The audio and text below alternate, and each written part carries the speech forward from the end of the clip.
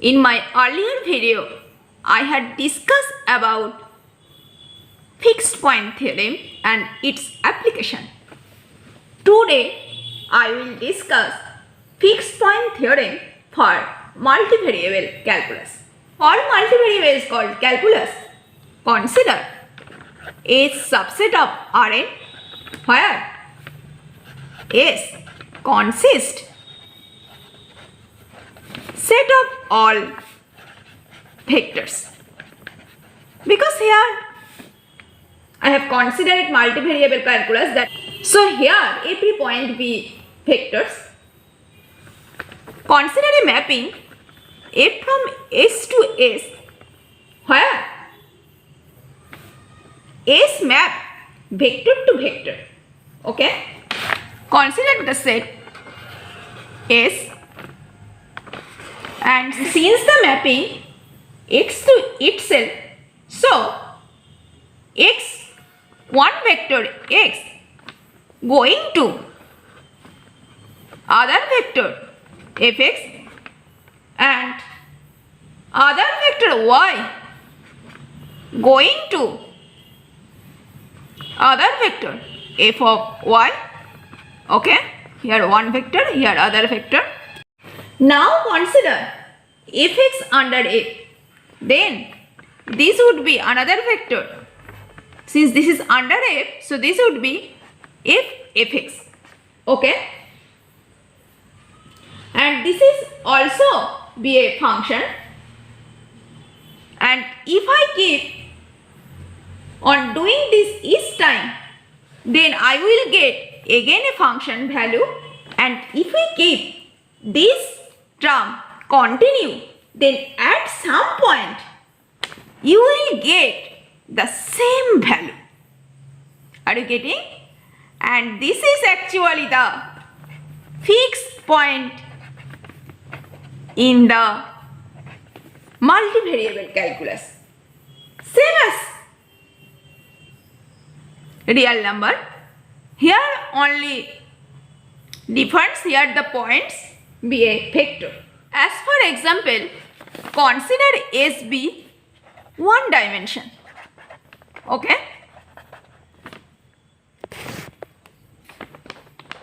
that means consider S equal to R. Consider S equal to 1 close interval 0 1, and the mapping is look like A from close interval 0 1 to close interval 0 1. Okay, and consider the picture. Look, this is 0 1, and since I have considered R, this is also 0 1. Here I have considered the mapping is same set to same set.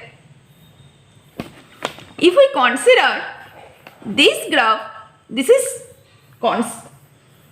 this function is closed and bounded, also this function is continuous, then we all of us know in which point y equal to x line cuts, this point would be fixed point.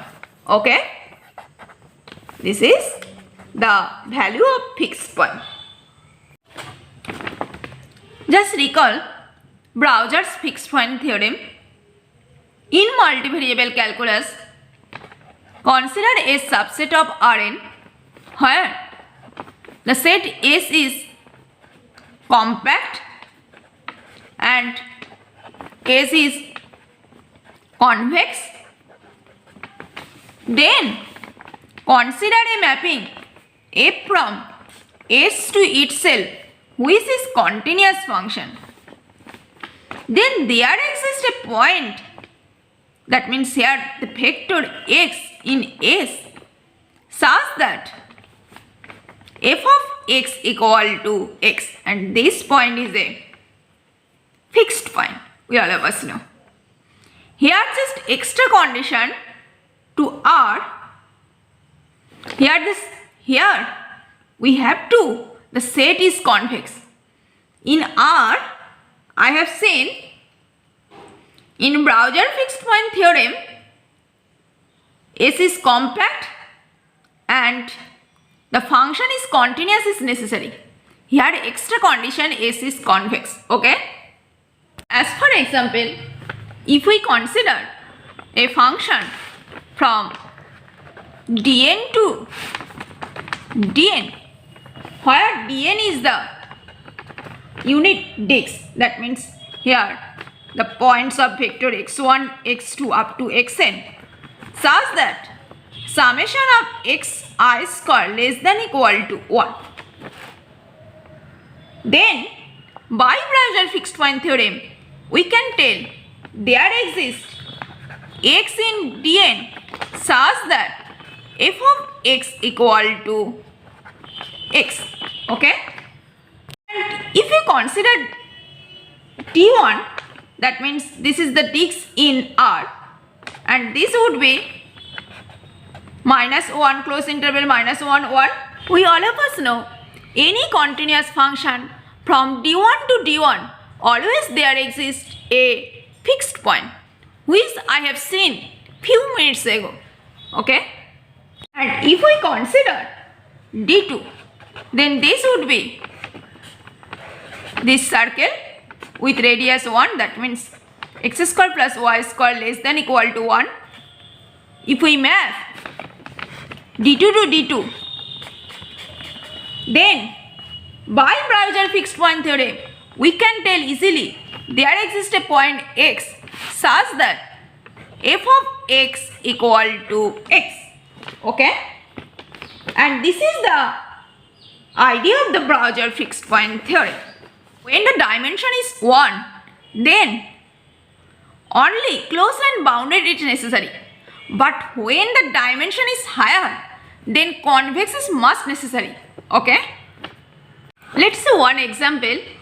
F be a function from open interval -1 to open interval -1, and the function is look like f of x equal to x plus 1 over 2. For fixed point, we have to check x plus 1 over 2 equal to x. After calculating, the value of x would be 1. But notice 1 does not belongs to the set S. Here the set is -1 to 1. For fixed point, closed is necessary condition. Similarly, if we consider the function f from R to R such that f of x equal to x plus 1, and for fixed point, if we check this value, then this cannot possible. So this function also cannot have any fixed point, and this is not possible because the function is here unbounded function. So closed and bounded is necessary condition. Okay. In higher dimension, convex also necessary condition. If we consider this annulus,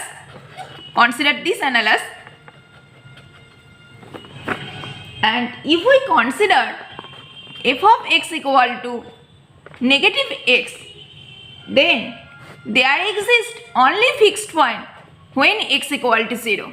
But notice x equal to 0 does not belongs to in the set, because here the considered set is this annulus. Okay. And this cannot possible because the function not be a convex set. Okay. So for higher dimension, convex is necessary condition. As for result, consider f be a mapping from S to S, which is continuous function, but not necessary the set S is convex. Okay. Just draw the picture. This is S. Here not necessary the set is convex. Now consider one set T which is convex and compact also. Then I have a function g from T to S. Okay? That means g has a function from T to S which is continuous and bijective also. That means this function also has a inverse. That means there exists a inverse function also. Then G inverse which map from S to T also be a continuous function. Let's see the proof.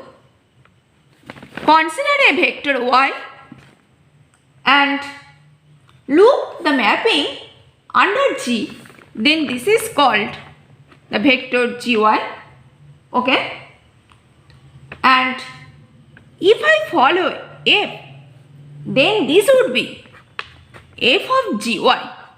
Okay, now if we apply G inverse, then we will back to the domain set, then this would be G inverse f of gy.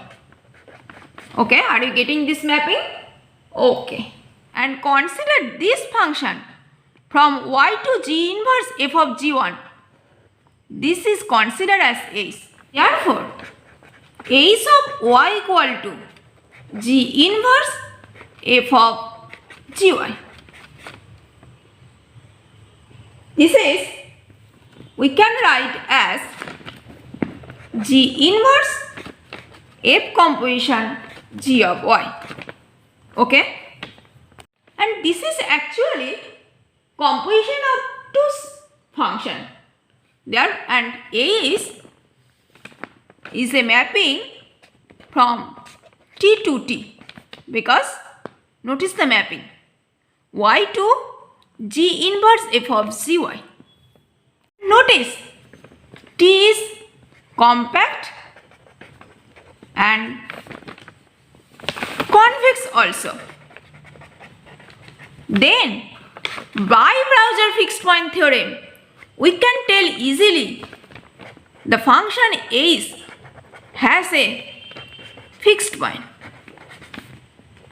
Are you getting the method? Well, this look like G inverse f of gy equal to y, and since the map G is 1 1 and 1 to both, that means bijective. Therefore, if we apply both sides G, then this would be G inverse f of gy equal to gy, and G inverse would be cancelled since this has a bijection mapping. So that imply f of gy equal to gy. Okay, that means from this equation we can tell easily gy is a fixed point of the function f. Okay, good. F has a fixed point. Now I will discuss one question which had come in NBSM exam 2009. The question is, pick out the true statement. Option 1, f be a mapping from close interval 0 to 0 1, which is continuous function. Then there exists x belongs to close interval 0 1 such that f of x equal to x. At first, let's see the first option. We all of us know this method. Just check again. Here, f be a function given from close interval 0 to 2, close interval 0 1. Okay, which is continuous function, and we have to prove there exists x belongs to 0, 1 such that f of x equal to x. Okay, from that equation this imply fx minus x equal to 0, and consider the new equation as we all of us know this is the method gx. That means gx equal to fx minus x. Okay, where consider g be a function which is defined from close interval 0 to 2 whole real line, then g0 equal to f0 minus 0. Since f is defined from close interval 0 to 2, 0, close interval 0, 1, and 0 is the lower bound of the function f, so this would be always, this relation always would be greater than equal to 0, and g2 equal to f of 2 minus 2, and since f is defined from close interval 0 to 2, close interval 0, 1, and 1 is the upper bound, therefore this would be less than equal to, this relation would be less than equal to 1 minus 2, that imply less than equal to minus 1. Therefore g0 greater than equal to 0 and g2 less than equal to minus 1. If we draw the picture, then consider this is the 0 to interval, and since g0 greater than equal to 0 and g2 greater less than equal to minus 1, by intermediate value theorem we can tell gx equal to 0, that imply fx minus x equal to 0, which imply fx equal to x. Therefore our proof has done. There exists always be a fixed point. This function which is defined from close interval 0 to 0, 1. Our first option is a right option.